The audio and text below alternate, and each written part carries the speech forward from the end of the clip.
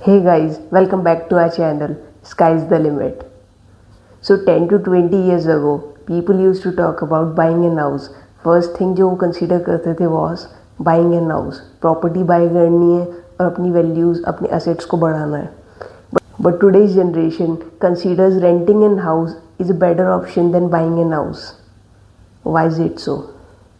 ऐसी क्या वजह है, क्या calculations है that people of today's generation considers renting a house is a better option than buying a house. So after considering many factors like rates, returns and values, we'll come to the conclusion in today's session. Let's assume you have 1 CR in your bank account. Rent yield अभी चल रही है 2.5 से 3%, ज़्यादा से ज़्यादा 3.5%. Rent yield 3% है, मतलब 1 करोड़ का हाउस जो आप बाय करोगे वही आपको रेंट पे 3 lakh per annum and 25,000 per month पे मिल जाएगा.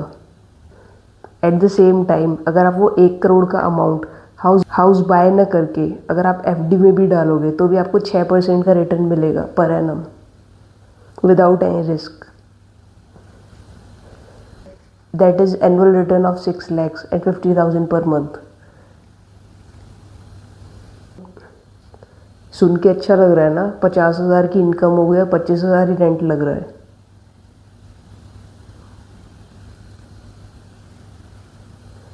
But what about the price appreciation?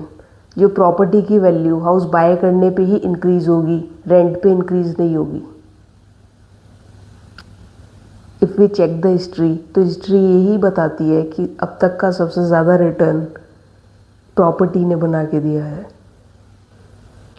But at the same time other factors भी कंसिडर किए जाते हैं कि वो प्रॉपर्टी कौन सी लोकेशन में है, फ्लैट है या लैंड है.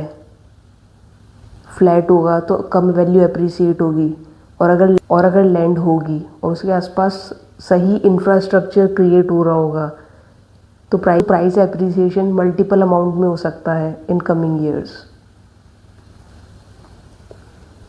And what about the mental peace? एक हम हमारे खुद के घर में होते हैं विदाउट एनी टेंशन कि नेक्स्ट मंथ हमें कोई रेंट पे नहीं करना.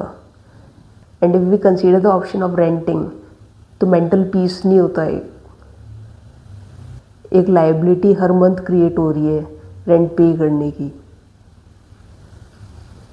सुन के तो अच्छा लगा था कि 6% एफडी पे रिटर्न लेंगे बैंक से विदाउट एनी रिस्क और 3% रेंट पे करेंगे, बचा 3% वो प्रॉफिट हो जाएगा. But what about the taxes जो आपको एफडी के रिटर्न पे भी पे करने पड़ेंगे? What about the price appreciation? What about the mental piece?